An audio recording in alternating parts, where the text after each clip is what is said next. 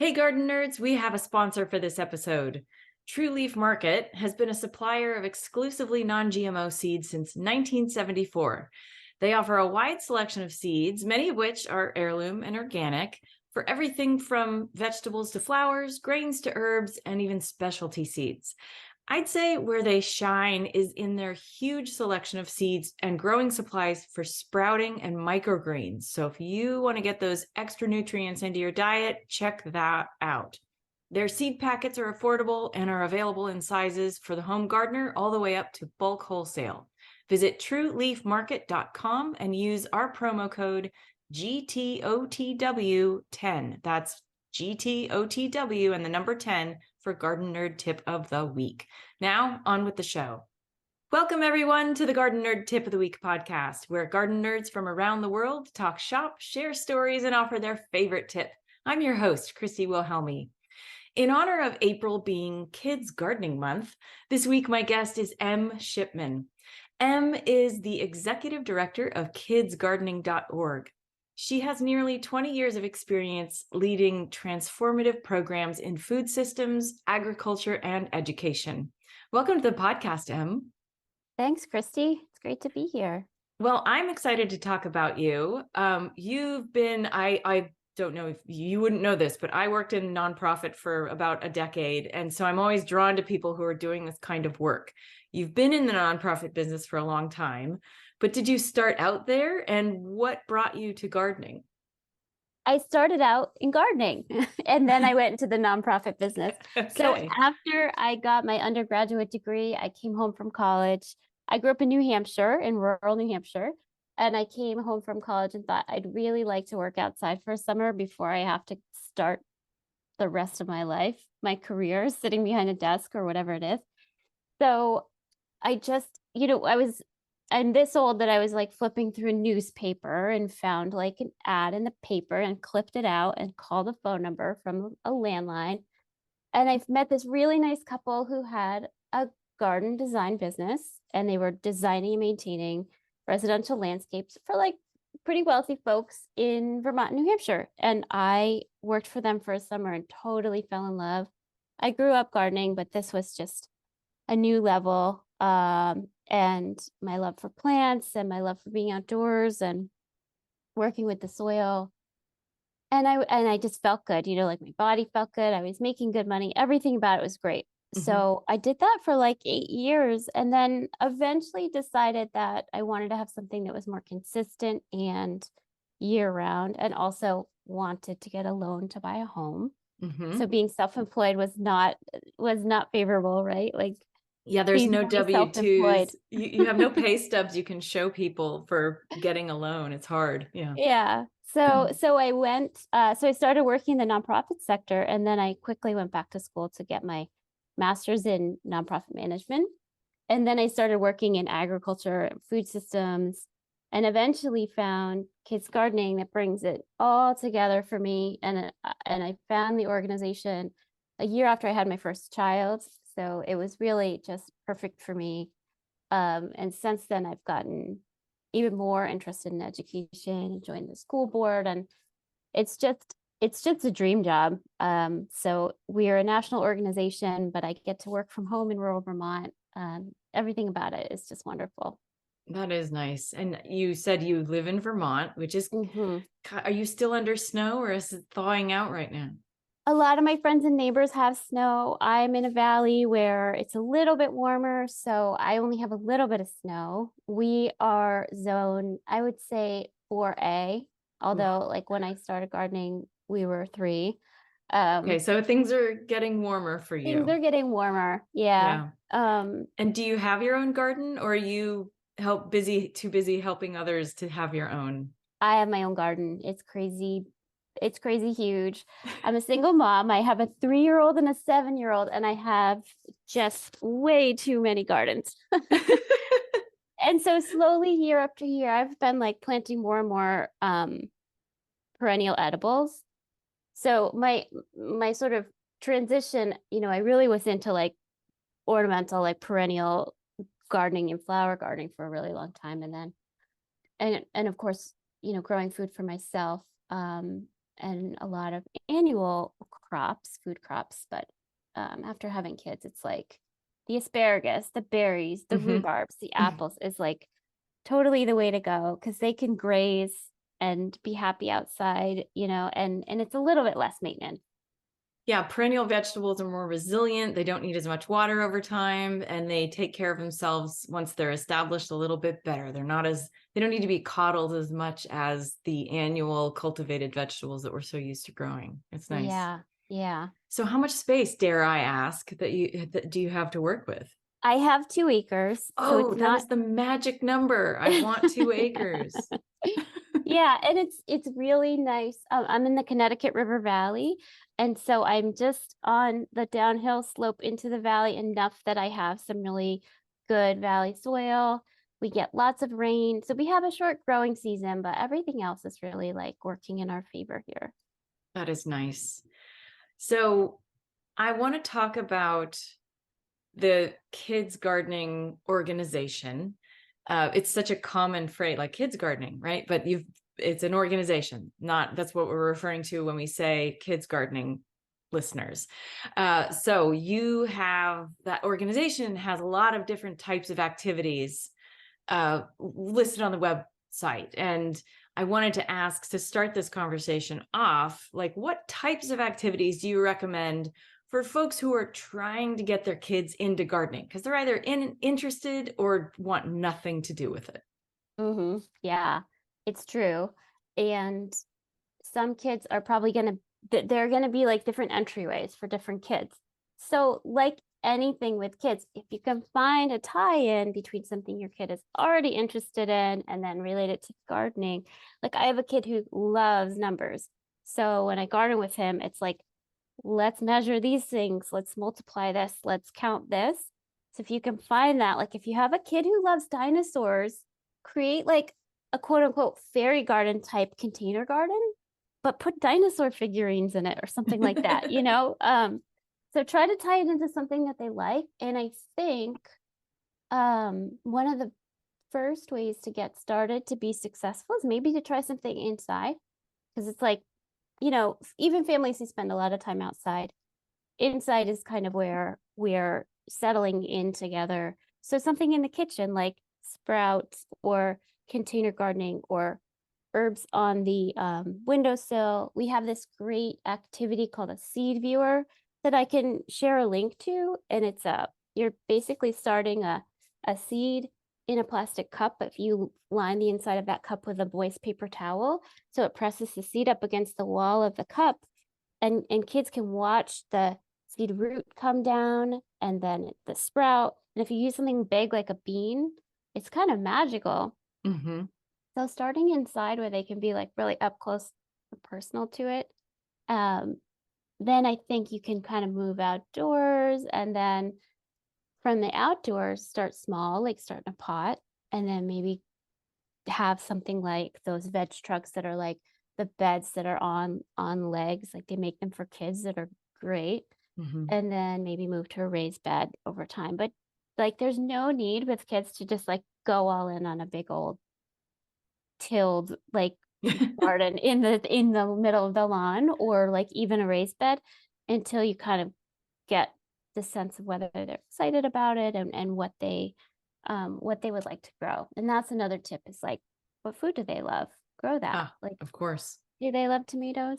And with my kids, I grow mostly snacking vegetables. Well, I grow snacking vegetables for them. I'm sure every year to grow like diva cucumbers and tiny cherry tomatoes and things that they can just munch on when they're playing outside. Because honestly, as someone who wants to spend all her free time gardening, I get more gardening time if they will stay outside with me. So if I can have food for them to munch on as I'm gardening, it's super helpful. Those are great ideas. Now, some of your lesson plans that kids gardening offers include composting, working with worms, and exploring the difference between dwarf and standard sized trees. It sounds like things that adults can actually learn from too, but sometimes adults can get too involved and take over. I know I would do that. I'd be like, no, no, Yeah. no, it's messy. Don't touch it. So how do you recommend that people find that balance between helping kids and letting them lead the way? Yeah, Say. that's one of the first things that I tell people when they're talking about getting started gardening with kids is like, you kind of need to let go of your expectations. It's going to be messy and it should be messy because, we're talking about dirt and kids. Like what other option is there? Right. So I think letting go of expectations and setting it up so it's not super stressful for you. So if you need to do things in the garage or if you need to put a tarp down, or you have a special space outside. Growing up, my mom always dedicated a little corner of her garden to me. Mm-hmm. She had her vegetable bed was a huge rectangle, but there was this tiny little half circle at one end that was mine. And I thought that was so sweet of her. Probably though, looking back, it was like, no, that's yours. Don't mess with mine. That's yours. And same with her perennial flower beds. It was all the way on the end was a little section for me. So I could mess around in there. And if I wanted to dig a hole and fill it with water and play with my toys in there, that was okay. But not in her garden. So I think setting expectations and then having everybody have their own space. Yeah. And I know that one of kids' favorite activities is often to water. So do you have any tricks for regulating that? Because a lot of Yeah. times they just want to water all the time over and over and over again, and the poor plants are drowning. What do you recommend? Well, I think watering is one of the best ways to teach kids about plant needs is if you can set up an experiment with some plants that you don't care as much about, buy some plants expressly for this purpose, then maybe you can teach them that pretty young with real natural consequences. Okay, we're not going to water this one. We're going to water this one twice a day. We're going to water this one 3 times a day. And do an experiment and set it up. And then they'll really see what happens. Oh, these are not happy. Mm-hmm. But if it's just in the ground and it's also getting rain and you're not doing it as an experiment, they might not be able to see the consequences of their overwatering. Mm-hmm. But watering is so problematic with kids because they either skip over it completely and then they give the other one 3 gallons. So Mm-hmm. Yeah. And they'll do a little sprinkle and be like, that's good. And then they move on. It's just part of the chaos that is gardening with kids. And I always ask people who garden with kids how they deal with that chaos that inevitably comes with it, because there are those of us who tend toward orderly. So can you offer some advice for those folks, including myself, on how to cope with this? Yeah, I'm one of those folks completely. My garden is weed free, very orderly. I mean, sometimes I plant things just because vegetables, even just because they're cute. It's so. Again, I think it's having kids have their own space, and when my kids are out in the garden, I set up things for them to do. I have a 3-year-old, so he's not really gardening with me. He's Right. he's playing, and when kids are little, that's what it's about. It's about the positive associations that they're building with nature and with the garden, and then as they get older, they will start to actually garden. So I'll set up things for him. Before birdseed was super expensive, I used to let him play with birdseed as sort of a sensory thing. So I'd have a bin of soil and a bin of birdseed and some little figurines for him to play with. Oh. And maybe I'd let him have a little watering can as well. So he would have his own area where he felt like he was gardening, quote Mm-hmm. unquote.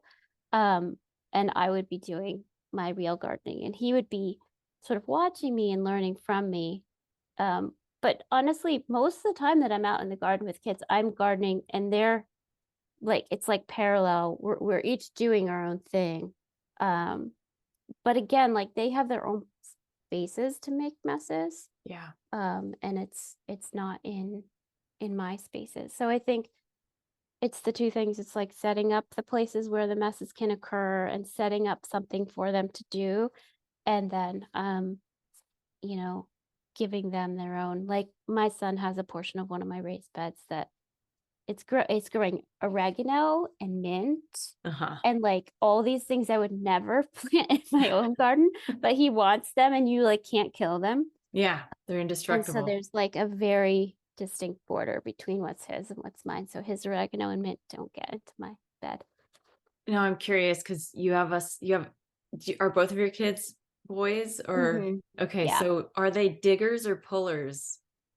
More pullers. More pullers Yeah. because they We're lucky usually we have a pond with some oh, sand, so they dig there. That's the okay. digging spot. And so, yeah, I wouldn't be okay with digging in the garden. I would have to if we didn't have that pond, they'd have their own raised bed or sandbox. Yeah, because I think that's what I see a lot when I work with clients. I work with adult clients mostly, but sometimes they're like, "Can my kids come out and garden with us?" I'm like, "Sure," and just mentally add an hour onto the time I know I'm going to be there because Mm. half the time is spent kind of cleaning up after the little kids they get their little kid shovel and they're like fling and they stick it in the soil and fling and it goes all over the place Yeah. and their parents are like, "No honey, mom, no honey," and I know that I'm not going to get any educational moments through to the parents. Like I'm supposed to be coaching them, but it's just all Mhm. about keeping the kid from throwing the innards of the vegetable beds outside. That's how Yeah, that's how it works. totally.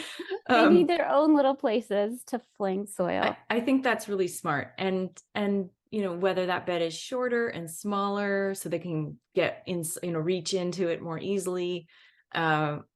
That's helpful, or at, like you said, at waist height where they can just see it without having to sit down on the ground or anything like that. That's also Yeah. great. Mhm. Now we're at the tail end because it's April 20th, the tail end of April, but it's still Kids Gardening Month because Kids Gardening Month is in April. Your organization is running a contest. What's it about for those who still want to enter? Yeah, so we do this every year. April's Kids Garden Month, and we celebrate kids in the garden. So we have a contest. This year, the theme is Let's Grow Together. So we're asking kids to let us know how gardening connects them to their family, their friends, and their communities. And it is pretty amazing the things that we get. So over the years, we've had different themes, but always kids send us their art. They write poetry, they make videos, we get dioramas, we get the coolest stuff. And it's all, you can submit it via our website. So it's kidsgardening.org. And you can I can share the link for you to share in the show notes, but Okay. you just fill out a really simple form and you submit whatever it is your kids created. And teachers can do this as a class of students, or families can do this with just one individual kiddo.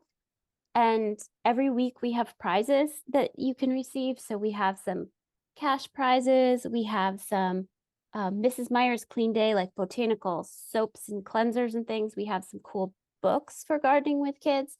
So every week there's a winner. And then at the end, we have grand prize winners, both for groups of kids and individual children. And it's just a fun way to see what kids come up with when they let their creativity soar. And if you follow us on social at Kids Gardening, you'll see some of the really fun things that get submitted. I was going to ask, do you post the submissions online anywhere? Yeah. Oh my Yeah, God. most How people fun. amazingly give us permission to share. Uh-huh. And so some really incredible stuff gets shared, some videos, and yeah, it's Oh, I really can't fun. wait to check that out. Yay. All right. Well, it is tip time. Do you have a favorite tip that you would like to share with the Garden Nerd audience? Good question. My favorite tip for gardening with kids is probably big seeds for little hands. It's a Ooh. very easy one to remember, but it's really hard for kids with tiny hands to plant tiny seeds. So if you want to successfully garden with kids and start seeds, or even doing experiments in microgreens, you want to use big seeds. Those are going to be easiest for their tiny little hands to to play with and to grow with. So like peas and squash and I don't know, are cucumbers? I guess some cucumbers are bigger seeds. Yeah, beans are fantastic. Beans, definitely. Yeah.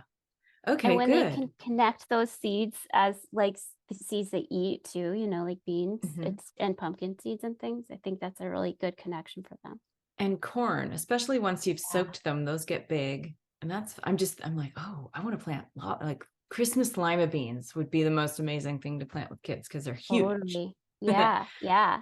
Nice. Well, that's a great tip. Thank you so much, Em, for sharing your tips and for being on the Garden Nerd Tip of the Week podcast. It was my pleasure. Thanks for having me. Where do people find you?